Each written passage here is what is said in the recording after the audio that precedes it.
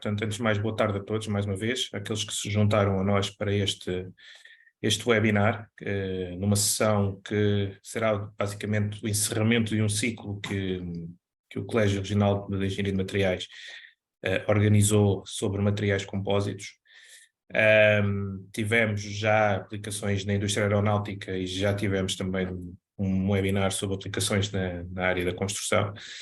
E hoje teremos o encerramento desse ciclo com um webinar sobre a aplicação de materiais compósitos e aplicações, digamos assim, avançadas, e eu penso que o nosso orador convidado hoje irá falar até de desporto motorizado, e portanto já fica também o meu interesse muito específico sobre este webinar, que é algo que a mim também me interessa. Relativamente ao orador, e portanto obviamente começando já por agradecer a disponibilidade e a presença do engenheiro João Luís, portanto fica já o meu agradecimento em nome do Colégio e da Ordem, obviamente, o agradecimento por estar disponível para nos falar neste fim de tarde sobre aquilo que é, digamos assim, os compósitos para alto desempenho, mas também um bocadinho, e eu também gostaria de enaltecer aquilo o que é o percurso do engenheiro João Luís, portanto, engenheiro aeroespacial pelo Instituto Superior Técnico, teve a trabalhar na Embraer, portanto, onde foi responsável pelo desenvolvimento de processos de implementação de novas tecnologias relacionado com as estruturas em compósitos, como não poderia deixar de ser.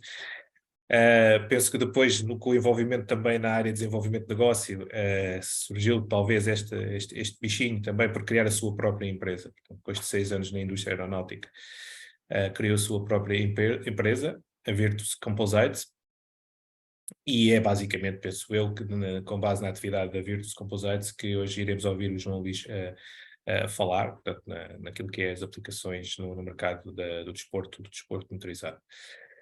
Portanto, penso que, obviamente, será um tema interessantíssimo e, desde mais, obviamente, volto a agradecer a disponibilidade do engenheiro João Luís, agradecer também à minha colega de colégio, Ana Paula Duarte, que depois irá fazer o encerramento, obviamente, mas também grande dinamizadora deste webinar, e obviamente a Anídia e toda a equipa da Ordem que tornou possível este webinar.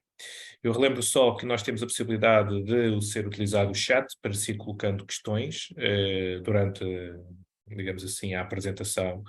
Essas questões serão depois colocadas no final pela Ana Paula. Serão depois colocadas no final, mas entretanto, se quiserem ir desde já colocando as questões, portanto nós iremos obviamente registando-as e aproveitar depois a fase de discussão para ouvir também a opinião do engenheiro João Luís sobre essas questões que vão sendo colocadas. Portanto, sem mais demoras, eu passarei então a palavra ao nosso orador, convidado de hoje, engenheiro João Luís, por favor, agora o palco Boa é tarde seu. a todos. Eu se calhar vou compartilhar aqui a apresentação.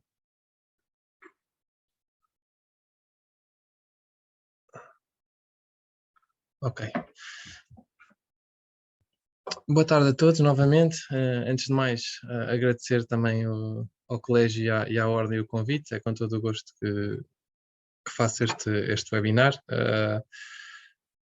Feita a introdução, a apresentação vai passar muito pelos meus últimos anos nesta área dos compósitos, nomeadamente os últimos 5 anos aqui na Virtus, na empresa que eu fundei com um sócio há 5 anos atrás.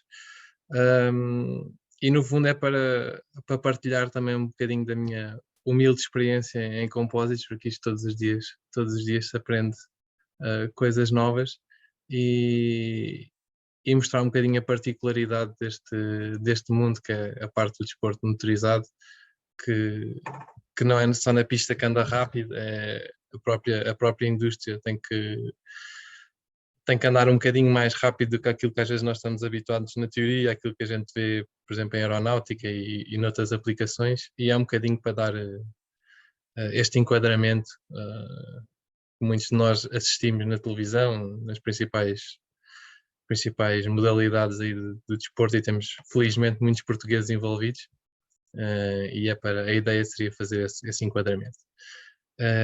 Dito isto, eu começaria um bocadinho pelo princípio, digamos assim. Porquê compósitos? Porque são utilizados em situações em que necessitamos de um alto desempenho?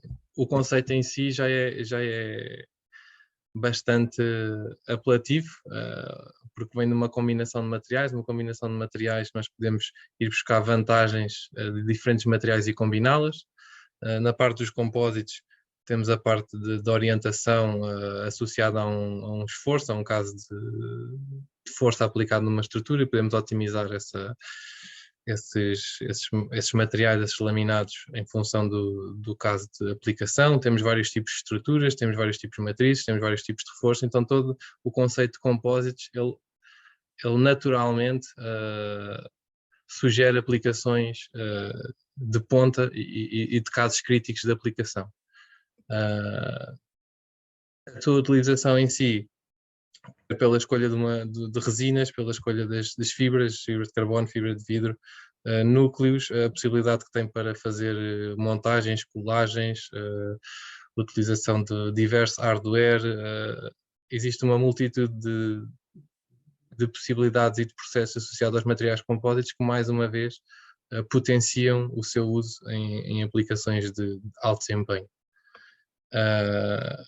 E aplicações de alto desempenho, a gente vai sempre bater num ponto que é o custo, não é? Porque os compósitos também estão muito associados a processos caros, não só porque, por um lado, a mão de obra é muito especializada, por outro lado, os materiais em si também são bastante caros, e ultimamente, nos últimos 2 anos, e para além dos materiais terem ficado mais caros, assiste-se a uma quebra nos estoques,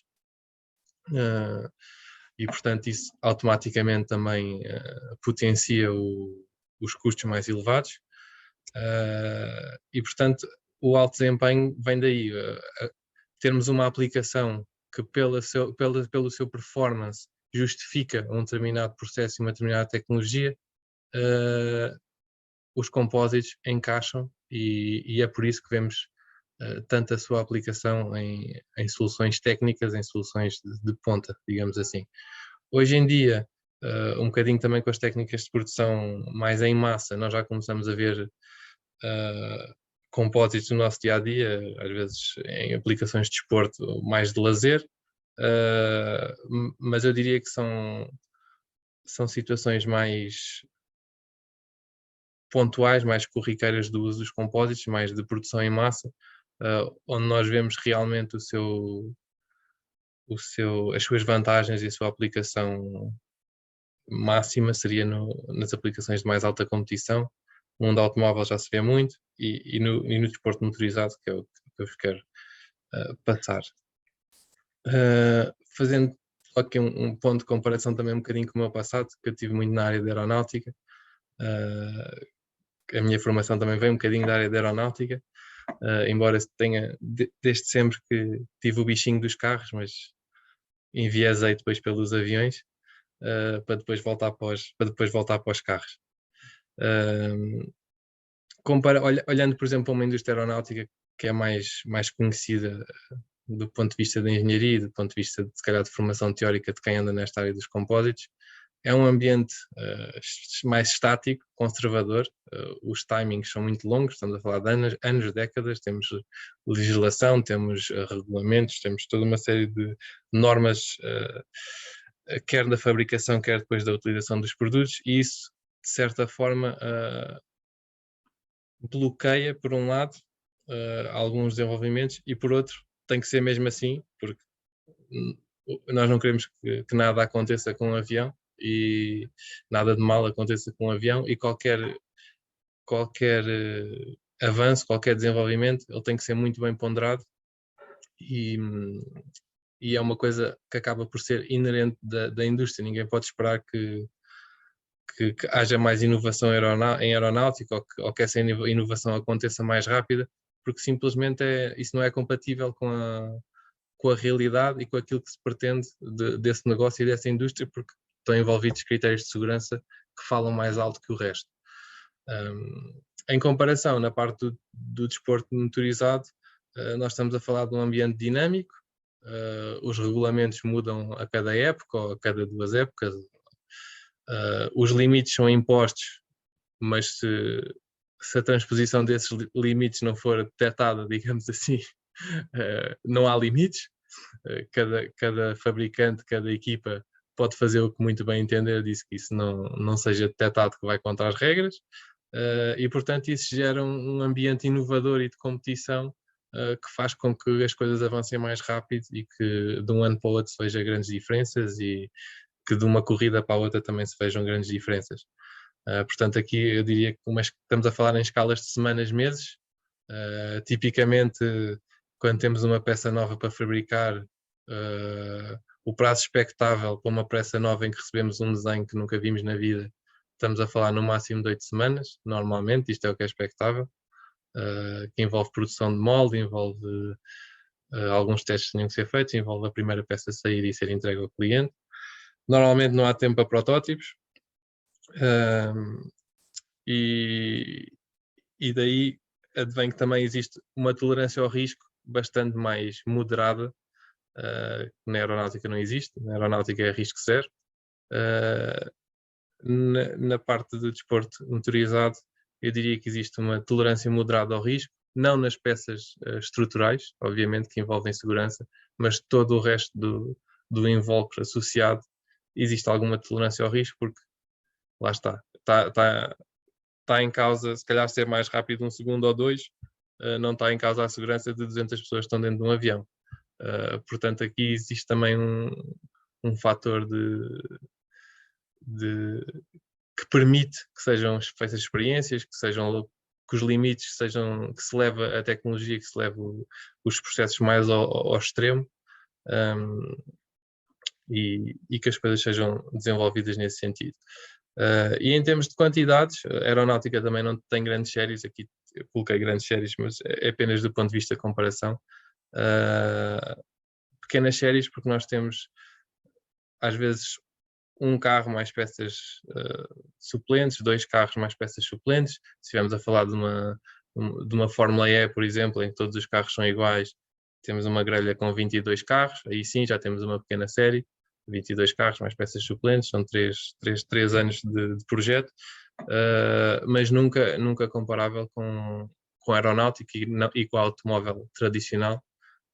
Portanto, pequenas séries também nos permite experimentar outras coisas, fazer modificações, porque isso não vai impactar uma grande faixa de produtos com uma grande faixa de consumidores. Não, aqui o end user está controlado e, portanto, lá está, a tolerância ao risco é maior e se alguma coisa que não estava prevista acontecer, o tempo de reação é mais rápido e consegue-se resolver os problemas. E isto para chegar a um ponto que na aeronáutica hoje em dia vemos mais e mais compósitos, é por uma questão mais de economia, principalmente nos aviões maiores. Nós queremos ter aviões mais leves para consumirem menos, para termos um fator económico mais benéfico. Na parte do desporto motorizado não é uma questão de economia, é uma questão de necessidade, porque as coisas, os produtos que se querem desenvolver nos tempos em que eles têm que ser desenvolvidos, seria impossível fazer isto de outra forma, pensar em estruturas metálicas, pensar agora mais recentemente também há as soluções de impressão 3D que em algumas coisas já substituem, mas noutras não. Então os compósitos de facto, pela sua flexibilidade, pela sua adaptabilidade, encaixam perfeitamente e por isso é que hoje em dia um carro de competição não é 100% em compósito, mas é praticamente 100%. Feito este enquadramento, falando um bocadinho de como é que é o ambiente, nós temos que ter, não é só uma fabricação de uma peça, não é só receber um desenho e seguir o que está no desenho, um bocadinho em contraste com a aeronáutica, que nós temos uma receita e essa receita tem que ser cumprida à risca. Na parte do desporto motorizado, nós temos que ter sensibilidade ao custo, temos que ter sensibilidade ao timing, temos que ter sensibilidade que se calhar a solução que nos está a ser solicitada não é a melhor para o cliente, visto o global do projeto, e portanto existe a parte de manufacturing, existe a parte de gestão de projeto e existe uma solução final que tem que ser entregue consoante o cliente. E nem sempre isto é linear quando o cliente apresenta o problema ou quando o cliente apresenta o desenho. isto advém depois também muito da experiência de quem está a produzir, de quem entrega o produto final, e essa experiência é chave para que lá está, no curto espaço de tempo que existe, todos os intervenientes consigam trabalhar em conjunto e se consiga entregar uma peça de acordo com as expectativas. Em termos de tecnologias, nós trabalhamos aqui na Virtus um bocadinho com tudo. Não fazemos wet layup, fibra seca com impregnação manual não fazemos, porque do ponto de vista do performance das peças é bastante pior, do ponto de vista do processo é um processo menos limpo e menos controlável, do ponto de vista da qualidade não é tão boa, então simplesmente, mesmo que seja, lá está, mais uma vez, mesmo que seja um requisito do cliente, porque quer que as peças sejam mais baratas, não são mais baratas, porque nós temos, os materiais podem ser um bocadinho mais baratos, mas depois nós vamos pagar isso no processo, vamos pagar isso nas horas, e no final o produto final não vai ser da mesma qualidade, isso vai ter um impacto na performance, e portanto, feito as contas, é igual. Portanto, nós usamos muito infusão, que permite ter moldes que não podem curar a temperatura ambiente, não implicam temperatura. Trabalhamos com pré-preg, quer seja fora do autoclave, quer seja em autoclave. Pequenas séries, protótipos, um bocadinho de tudo, fibras de Kevlar, carbono, fibra de vidro. E se nós não tivermos esse portfólio de processos e de experiência, nós não conseguimos oferecer a melhor solução ao cliente, e é esse o principal foco. Em termos de aplicações,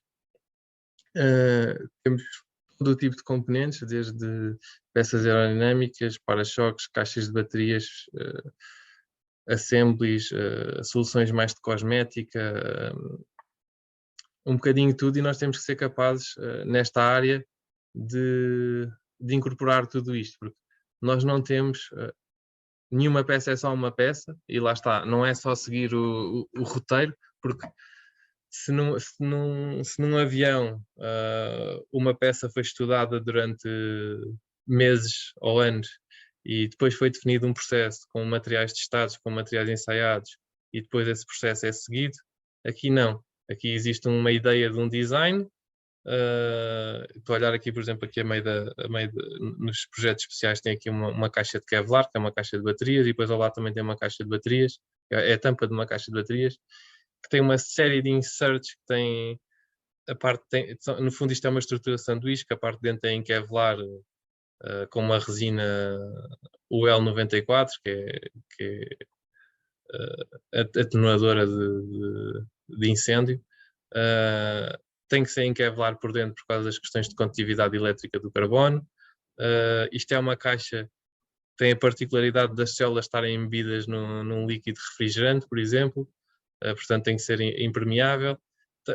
E nós fizemos 3 protótipos e ninguém sabia como é que ia ser feito, então de facto tem que existir 3 protótipos, um foi para testar, depois 2 foi para estarem no carro, um suplente e um no carro.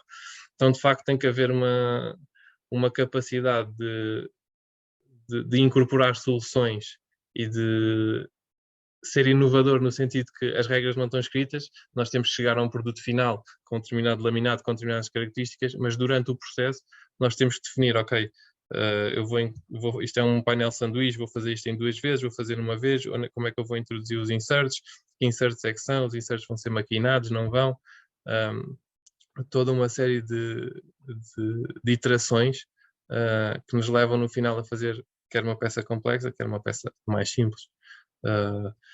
Nós fazemos peças não tão high-end, nós fazemos peças para buggies, por exemplo, estou-me a lembrar os buggies da categoria T3 que fazem o Dakar e uma data de bajas.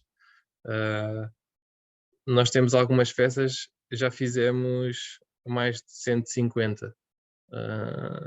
Portanto, e não pode ser uma coisa cara, necessariamente, porque senão o preço do produto também dispara. Então nós temos que encontrar, estas peças são feitas por infusão, levam Kevlar, são umas proteções de impacto, mas têm que ser à medida do cliente.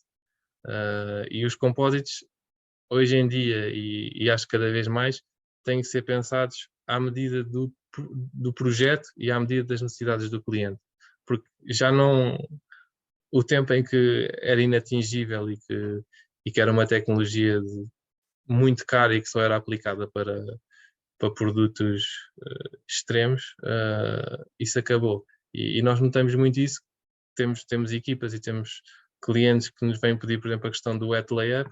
Hoje em dia não vale a pena fazer o wet layup. Das duas, uma, ou temos uma mão de obra tão barata e um produto tão barato e trabalhamos num sítio em que não temos restrições ambientais, em que existe uma série de regras que não são tão relevantes e nós podemos no final ter um produto com um preço mais baixo, com mais quantidade de produção e isso atende às necessidades do cliente, ou então se nós estamos a tentar aqui em Portugal começar um projeto do zero com uma determinada tecnologia com este tipo de impactos, não vale a pena começar, mais vale mudar o paradigma e é isso que nós também tentamos fazer.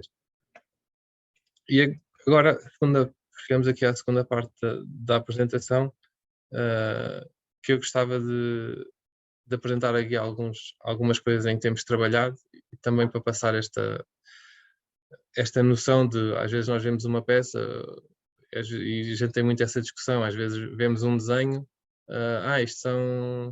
isto é uma skin com 2 milímetros ou com 3 milímetros. O que é que são 2 ou 3 milímetros de carbono? É pouco, é muito, dependendo da peça, e às vezes isso é uma noção que só quem está com as mãos na massa, digamos assim, consegue ter e que de facto põe as coisas em perspectiva e tem que ser mesmo assim, porque o que nós queremos não para falar no peso, mas para falar também no custo. Quanto menos material nós usarmos e quanto mais eficientes nós formos, é melhor para todos.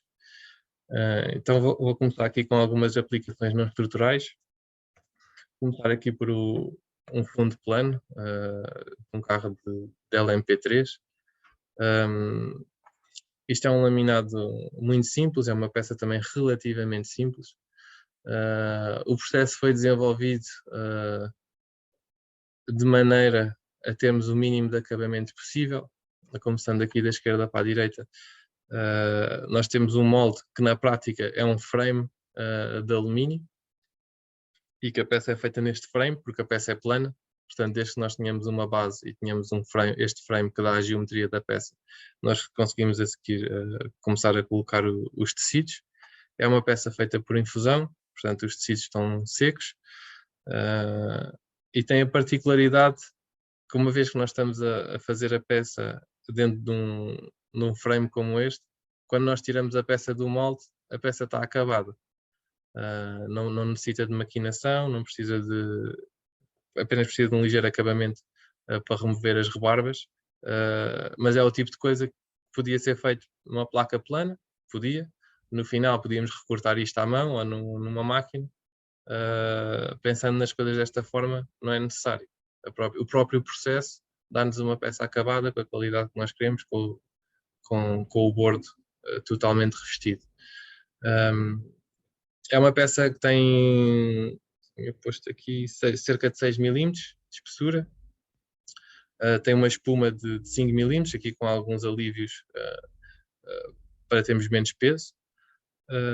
Tem toda uma rede de inserts de alumínio que são posicionados para permitir depois, quer prender o chão ao carro, como todo o chão acaba por ser a base do carro, então todos os apêndices aerodinâmicos, painéis laterais, é tudo aparafusado no chão.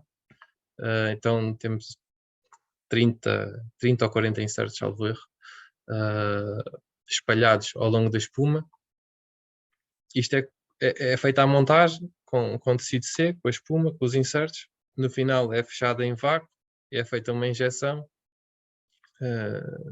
com resina epóxi e no final temos uma peça com um bordo acabado, derivado do molde e onde nós temos que fazer apenas a furação e temos um painel de uma peça única, leve, e para termos uma ideia estamos a falar aqui de uma espuma de 5 milímetros, uma camada de 600 gramas, ou seja, estamos a falar, grosso modo, meio milímetro, 0,6 milímetros de espessura, em cada lado do painel. E isto é um painel que vai desde quase de uma ponta do carro à outra, tem quase 3 metros de comprimento e cerca de 1,20 m de largura. Portanto, não é preciso mais carbono, uma pele de 0,6 mm mais uma espuma faz com que um painel deste seja sustentável e permita fazer toda a montagem. Avançando, acho que toda a gente conhece este para-choques. Eu não fiz aqui referência a nada, mas isto foi um projeto também bastante engraçado que nos apareceu. Isto era feito, lá está, é um daqueles projetos que era feito de maneira tradicional, fibra seca, laminação manual, wet layup, e nós demos aqui uma volta ao assunto porque não queríamos fazer o wet layup e convencemos-los que conseguimos fazer o mesmo preço com outra tecnologia, com a necessidade deles quererem uma peça acabada, preparada para fazer pintura. Portanto, nós tínhamos que, dentro dos constrangimentos, e no nosso queríamos fazer a peça por infusão, conseguir ter um primer. O problema do primer em infusão é que se nós usarmos um gel coat tradicional, o nível de vácuo numa infusão é menos 1 bar, tipicamente, não chega a menos 1, mas menos 0,9, e é muito difícil ter um gel coat das duas uma. Ou nós temos uma camada muito espessa de gel coat e a parte que está em contacto com o molde já tem que estar seca, bem seca, ou então nós vamos marcar a peça toda, porque as próprias fibras vão marcar a superfície da peça. E nós tivemos que fazer algumas iterações até chegar ao produto final, que é de facto um revestimento, é literalmente um primer, que depois tem a capacidade de aderir às fibras e nomeadamente à resina epóxi. E no final nós laminamos, em concreto este para-choques tem 1 mm de espessura, só nas zonas dos apoios é que tem 1,5 kg. Portanto, este para-choques pesa cerca de 2,5 kg, feito por infusão e sai com o primário. Nós fizemos primeiro, está aqui a fotografia, fizemos primeiro 100% em carbono, porque não queríamos usar o primário, mas depois fomos obrigados a ter que desenvolver isso, e ainda bem. E de facto consegue-se fazer um produto bastante interessante a um custo atrativo e com o performance pretendido.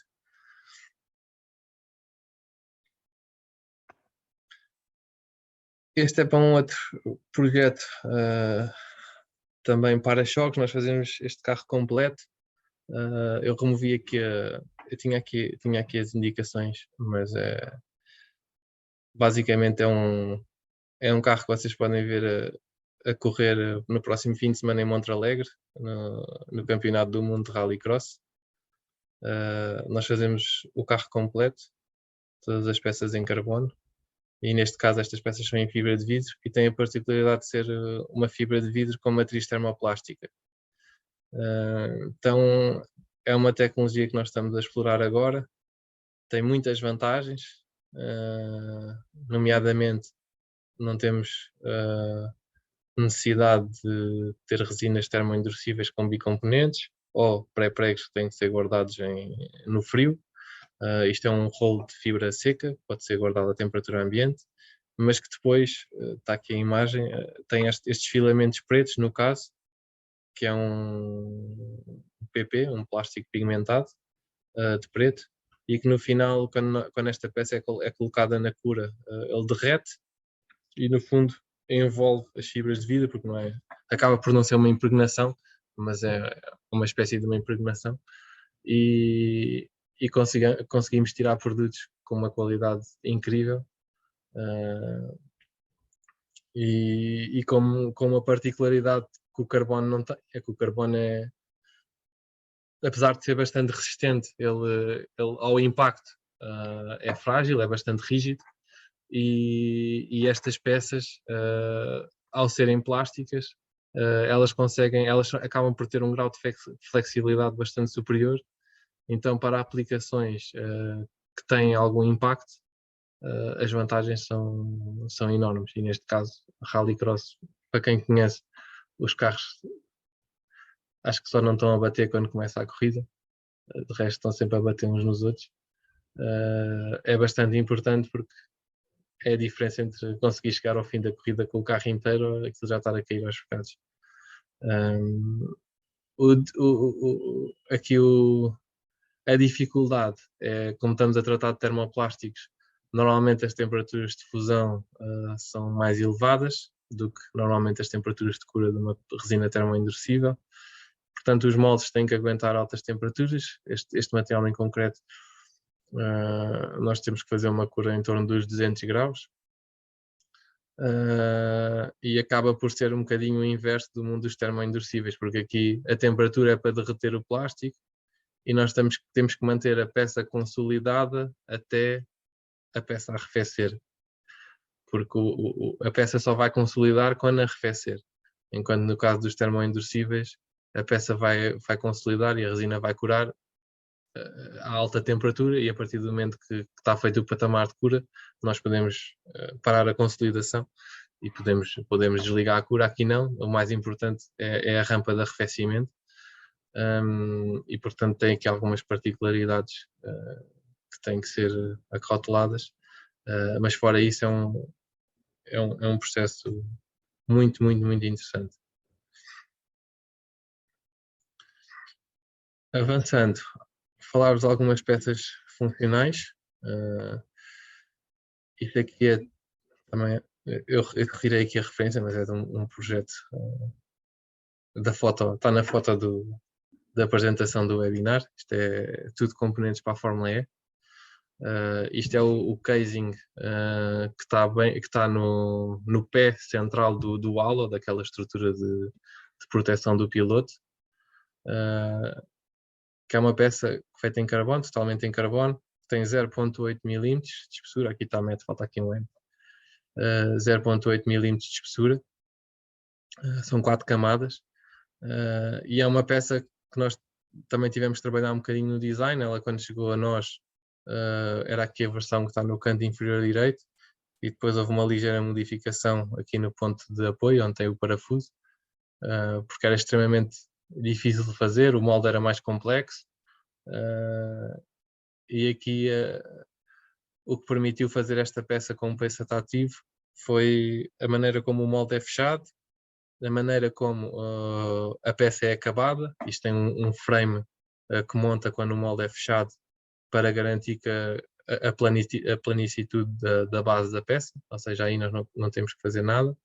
E depois temos ainda um plug de silicone para localmente forçar as fibras. O silicone depois expande com alta temperatura e permite que nós tenhamos um bordo totalmente compactado e com a geometria, com estes vértices que se vê, e com estas caixinhas para os parafusos. Esta peça é engraçada, também tem mais uma particularidade, é que ela aqui no bordo de fuga, ela é cortada de cima a baixo, exatamente porque o halo é uma estrutura fixa, e portanto eles não conseguem enfiar a peça nem por cima nem por baixo, então eles têm que abrir a peça, usam um bocadinho a flexibilidade do carbono, abrem a peça, forçam o laminado, envolvem no halo e fecham e aparafusam. Então, às vezes há assim umas aplicações um bocadinho fora do ponto de vista teórico. A gente partia a peça, abrir uma peça destas 10 ou 15 centímetros, mas na realidade está no regime elástico, não acontece nada. E pronto, e é assim que é possível montar a peça no carro. Depois temos uma peça que também é bastante visível em todos os carros, nomeadamente quando eles põem a câmara do cockpit, que são os espelhos. É talvez uma das peças mais complexas que a gente já trabalhou, porque ela é cheia de detalhes, tem várias tem tampinhas, e tem aqui estes cilindros que se vê à frente e atrás, são câmaras que eles têm instaladas. Depois tem aqui alguns recessos para parafusos. O molde que está aqui desmontado, tem 1, 2, 3, 4, 5, são 6 peças. E depois da peça fechada praticamente não temos acesso ao seu interior.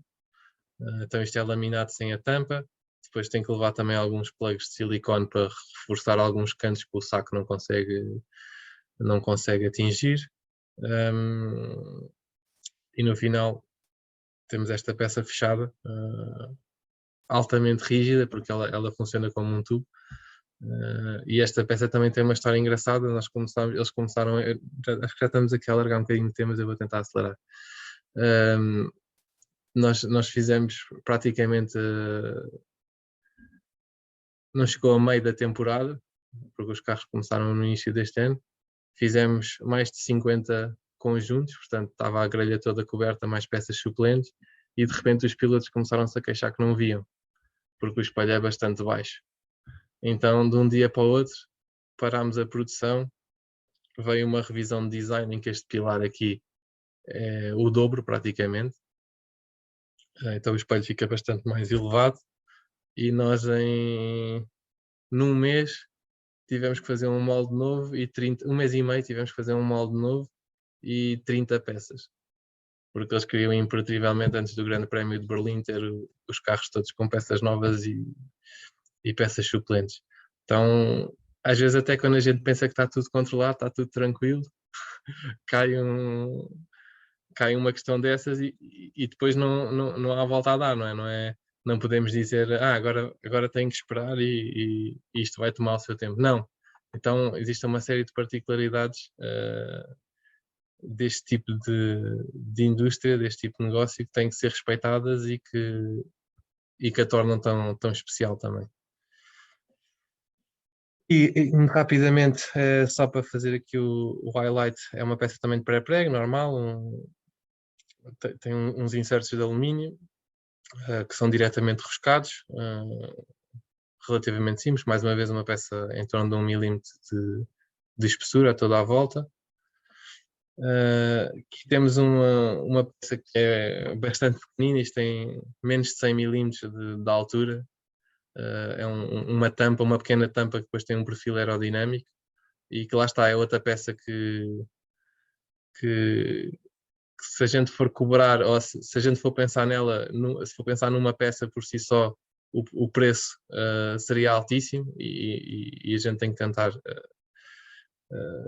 dimensionar o preço para a peça final que é, e nos compósitos às vezes isso é difícil, porque nós temos um custo de entrada, porque basicamente, independentemente do molde, nós sabemos, e da complexidade da peça, nós sabemos à partida que temos ali um X tempo que temos que fazer um saco, um X tempo que temos que preparar um molde, um X tempo que temos para cortar as fibras, e às vezes uma peça que parece simples, o preço automaticamente começa num patamar mais alto, e aqui a solução foi incorporar 2 peças no mesmo molde, fazer também um plug de silicone que permitisse laminar mais rápido. Em vez de estarmos a laminar num molde negativo, estamos a laminar num molde positivo em silicone, e depois colocamos esse molde positivo dentro do molde negativo, e conseguimos acelerar o processo e ter uma peça mais rapidamente. Partindo agora aqui para uma aplicação mais estrutural, um chassi. Um chassi já implica ter moldes de carbono, porque é uma estrutura grande. Se formos trabalhar com moldes de alumínio, por exemplo, seria um peso elevadíssimo, impossível de trabalhar. Temos também as questões da expansão térmica, é um molde grande, é uma peça grande. Quando vai curar em autoclave, nós queremos que o molde o máximo possível acompanhe a peça, e sendo a peça em carbono, o molde tendo o mesmo material, nós evitamos problemas de expansão térmica. De expansão térmica não, de tolerância dimensional com a expansão dos materiais. E basicamente é também uma estrutura que tem Honeycomb, Honeycomb de alumínio, na maioria das zonas, na maioria dos painéis, todo o tipo de inserts para parafusar motores, suspensão, piloto, banco do piloto, cintos, e tem uma espessura, só para ter uma ideia, isto é um monocoque de um GT para fazer 24 horas, corridas de 24 horas, tem uma espessura nas partes mais grossas, mais espessas, tem uma estrutura de 30 milímetros, com uma skin de 2,5, portanto também não é nada por aí além, e por isso é que consegue fazer uma estrutura tão resistente e leve. Na fabricação dos moldes, nós temos que começar com um molde para fazer os moldes, portanto tipicamente os moldes são em tooling block,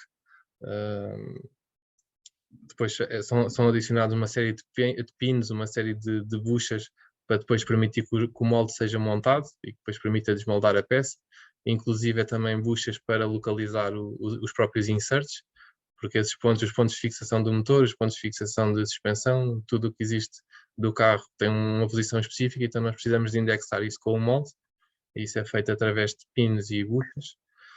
Depois temos a laminação da primeira skin, com algumas zonas de reforço, nomeadamente zonas de suspensão, zonas de roll cage, zonas de banco do piloto, cintos, que são reforçadas. Temos umas zonas que mesmo com o molde em carbono sendo desmontado, nós precisamos ter o que nós chamamos de loose tools, que são estas pecinhas em alumínio aqui. Estas pecinhas, elas saem com a peça, e depois da peça já não ter nenhum molde, nós retiramos estes moldes de alumínio, que é para ficar com as aberturas certas na dimensão certa. Aqui na imagem do lado direito, o monocoque o molde já está de cabeça para baixo, porque para laminar, uma vez que há uma estrutura fechada, a melhor maneira é ele estar invertido, com o chão virado para cima, e assim pode-se estar de pé e a trabalhar a laminar dentro do monocoque. Depois temos um saco para a primeira cura. Tipicamente uma peça destas faz 2, 3 curas. A primeira cura é da primeira skin, é uma cura com mais alta pressão para ter melhor compactação no laminado. De seguida monta-se o núcleo e os inserts, e depois pode-se fazer uma cura apenas com vácuo, ou pode-se também, se a geometria o permitir, passar diretamente para a laminação da segunda skin. E a segunda skin, a pressão tem que ser mais baixa, caso contrário nós esmagamos o núcleo e principalmente zonas de interseção, e portanto tem que ser feito com uma temperatura mais baixa. Depois da primeira skin temos a montagem de tudo o que é inserts e honeycomb de alumínio. Isto aqui é a parte da frente, só para ver a complexidade, que são apoios de suspensão, apoios da crash box, apoios de tudo e mais alguma coisa,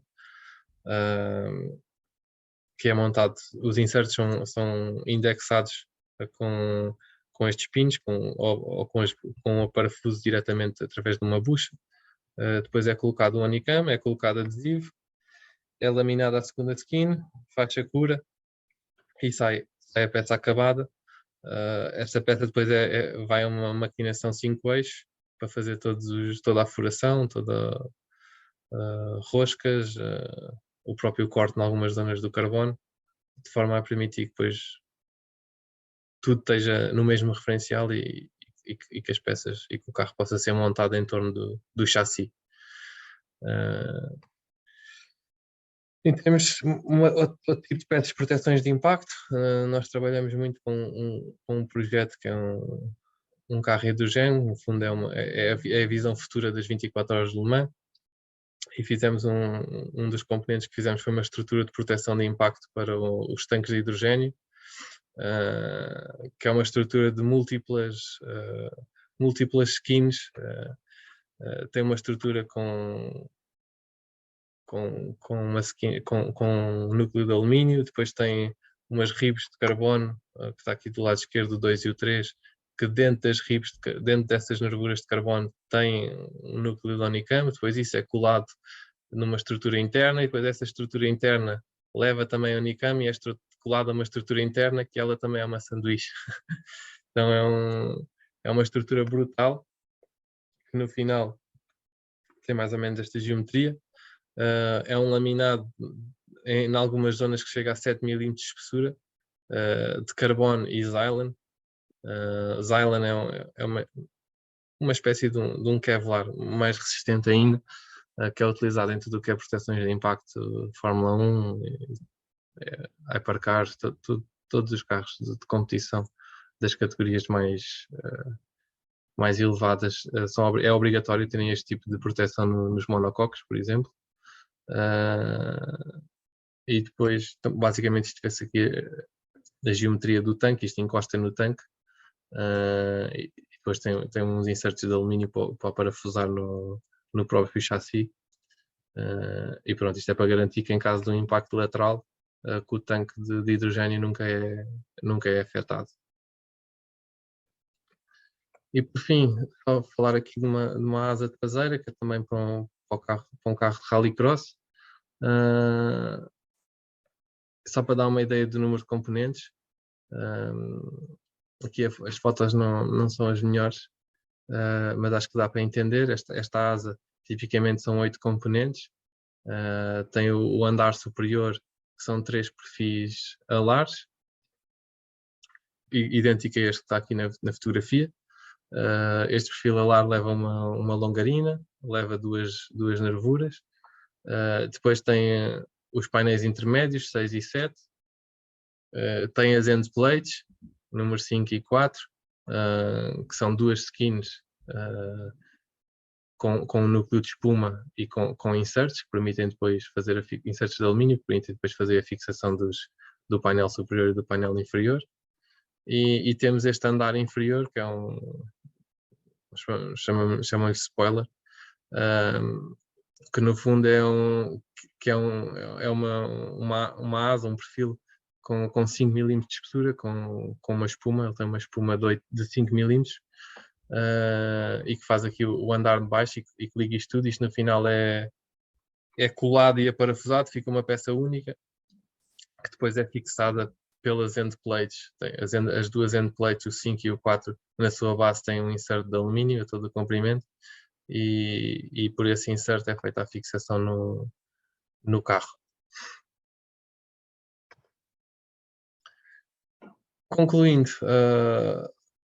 basicamente as particularidades dos compósitos e desta indústria só se conseguem manter e só permitem que a gente consiga entregar e desenvolver os produtos se tivermos agilidade para entender o que o cliente pretende e para ir ao encontro do desafio que é posto, que é sempre um desafio à primeira vista impossível, e só é possível através da experiência, através de tentarmos desenvolver com parceiros, com novos materiais, com os nossos fornecedores, com os próprios clientes, a estarem abertos a outras soluções que à partida não tinham pensado. A comunicação é talvez dos pontos mais críticos.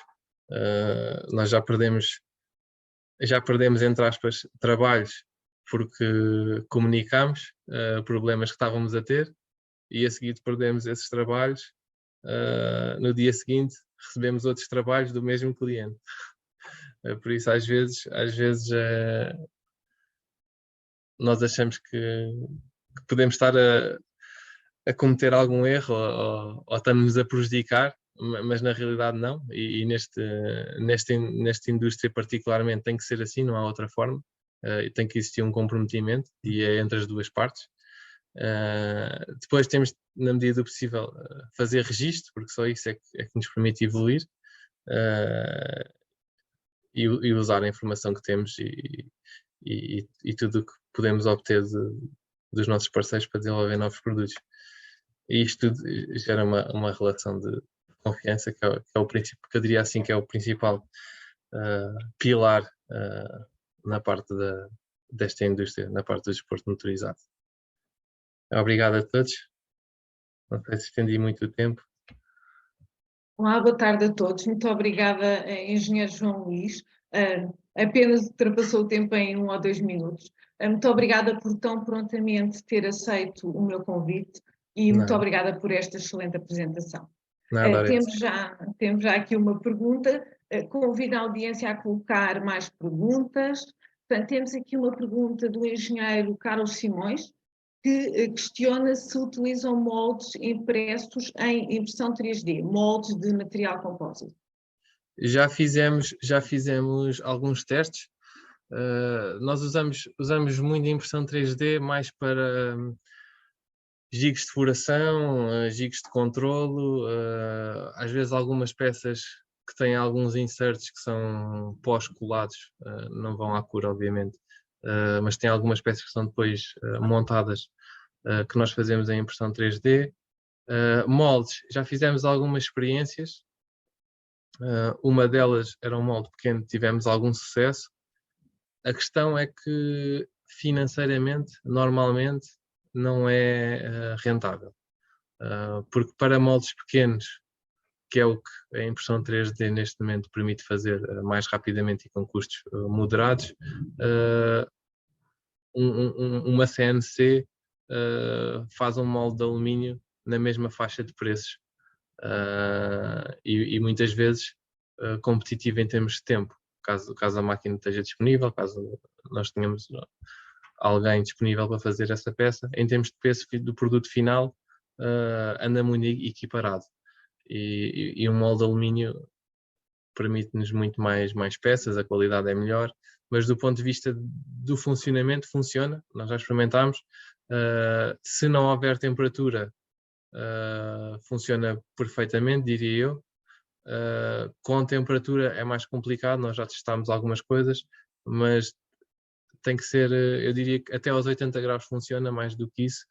O que nós testámos começa a ser complicado porque o próprio vácuo, e não foi em autoclave, foi apenas num forno com vácuo, o próprio vácuo começou a deformar ligeiramente o molde, portanto ainda tinha que se colocar mais material, o molde ia ficar mais caro e no final uma solução em alumínio maquinado era mais eficiente em termos de custo e melhor qualidade. Ok, muito obrigada. Entretanto, continuo a convidar, porque ainda temos uns minutinhos, a audiência a colocar mais questões. No entretanto, gostaria eu de colocar uma. O engenheiro disse que utiliza termoplásticos já para produzir algumas peças, mas creio que isso não é ainda uma situação muito comum, portanto, não é uma situação muito habitual.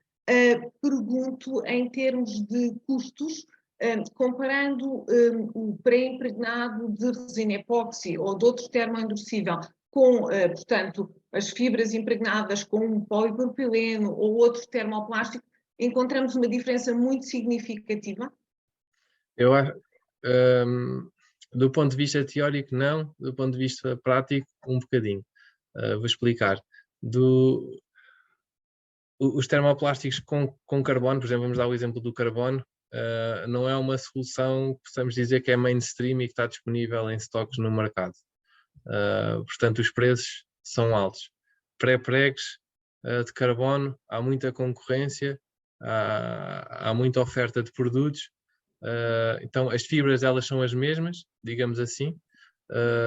A matriz, eu não acredito que possa ser mais cara, acho que tipicamente seria igual, mas o que se verifica é que se estivermos a comparar a fibra de carbono com fibra de carbono, a fibra de carbono com um termoplástico, normalmente dos produtos que nós já utilizamos é ligeiramente mais cara.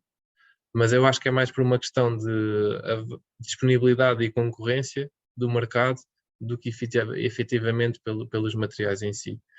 Se nós compararmos, no caso destes para-choques, por exemplo, nós estamos a utilizar uma fibra de vidro e o preço cai brutalmente, não é proporcional. Por isso é que eu acho que não vem diretamente.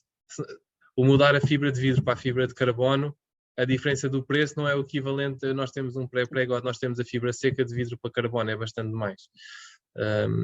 Então, nesse sentido, continua a ser mais caro. No carbono, continua a ser mais caro o termoplástico. Se for uma solução de vidro, é mais cara, mas não é significativo. Okay, obrigada. De qualquer das formas, acredita que num futuro relativamente próximo que as peças usadas, portanto, no desporto motorizado poderão ser totalmente de termoplásticos, até pela questão da sustentabilidade? Eu acho que sim, porque, ou pelo menos acho que inevitavelmente vai ter que haver uma tendência nesse sentido.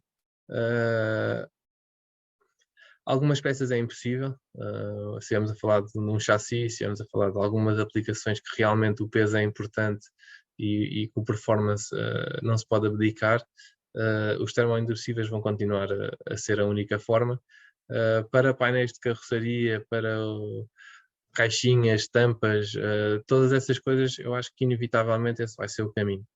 Até porque neste momento já se começa, existe o lobby das fibras naturais, que estão a entrar muito na parte do desporto automóvel também, mas que a receptividade não está a ser a melhor, porque são frágeis, os pontos de fixação normalmente são um problema, e o que já se está a fazer é peças com uma orla em carbono e depois a parte central em fibra de linho ou o que seja. As resinas que lá estão são tipicamente termoendurecíveis, por isso aí também não há volta a dar. E no final temos peças que eu não tenho experiência, mas já obtive esse feedback, que, por exemplo, do ponto de vista da reparação, são bastante piores do que as peças de carbono, porque são mais frágeis. Depois, quando se lixa, as fibras começam a delaminar, não é como o carbono, então permite menos reparação, as peças são mais frágeis, então acaba o ciclo de vida da peça, se calhar acaba por ser mais curto, porque não pode ser reparada tantas vezes, e no final não sei qual é que é o ganho de reciclagem que se ganha, acho que não é nenhum. Por isso acho que é uma tendência que se está a ver mais e mais, mas acho que vai regredir e vai ter que enverdar pela questão dos termoplásticos, pela questão da reversibilidade da reação, se poder derreter o plástico e reutilizar. Não vai ser em tudo, mas acho que parte do caminho vai ter que passar por aí. Ok, mais uma vez obrigada. Não temos aqui mais Ana questões. Paula, acho que há uma mão levantada. Há uma mão levantada? Bom. Eu vou pedir a quem tem a mão levantada que coloque rapidamente a questão na ferramenta de Questions and Answers, onde tem 2 balõezinhos na barra inferior. Eu já agora aproveitava, enquanto a questão é colocada no Q&A, perguntar, já ligado, tinha aqui uma série de perguntas, obviamente, o tema é super interessante para mim, mas vou só limitar aqui a esta última, até nesta questão que vocês estavam a discutir. Não vê a possibilidade de reformar em termos de dar nova forma uma peça que tenha essa estrutura que há pouco referiu, com termoplásticos, portanto, principalmente aquela que mostrou dos para-choques. Dos para-choques, exatamente. É assim, eu não digo que seja impossível, até porque alguns iria provocar, obviamente, um desalinhamento das fibras,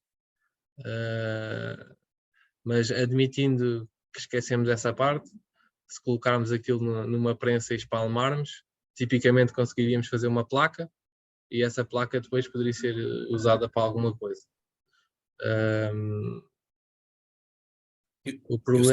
Eu pergunto isto mais na lógica de ter, por exemplo, placas, peças que são direitas, eventualmente, sim. E depois o seu reaproveitamento poder ser feito ou novamente numa placa ou uma peça já depois com outra forma. Sim, da nossa experiência, eu acho que seria possível, utilizando uma prensa ou algo do género. Agora, o controle da espessura, do ponto de vista da quantidade de reforço e as orientações seriam perdidas, porque quando se faz a laminação de uma peça daquelas existem recortes, existem orientações que são dadas, e depois quando se espalmasse a estrutura, no fundo, isso iria-se perder. Depois, para reutilizar isso, se for do ponto de vista de um processo de molde contra molde, não há problema. Do ponto de vista, portanto, para maiores cadências, onde temos um molde mais complexo, mais dispendioso, não haveria problema. Para cadências mais baixas, e estas peças, por exemplo, nós fazemos a consolidação por vácuo, quando nós já temos a placa consolidada, existe um problema de circulação do ar. Portanto, em algumas zonas é difícil compactar a placa, porque como ela já está consolidada, digamos que é impermeável ao ar, digamos assim. E quando temos o tecido seco, não. Quando temos o tecido seco, ela está a ser consolidado pela primeira vez, então nós garantimos que temos o vácuo em todas as zonas da peça. Mas do ponto de vista industrial, de pegar naquelas peças, transformar em placas e reutilizar para alguma coisa, seria possível, sim. Ok, obrigado. Não. Já tenho aqui a questão da engenheira Cláudia Custódio.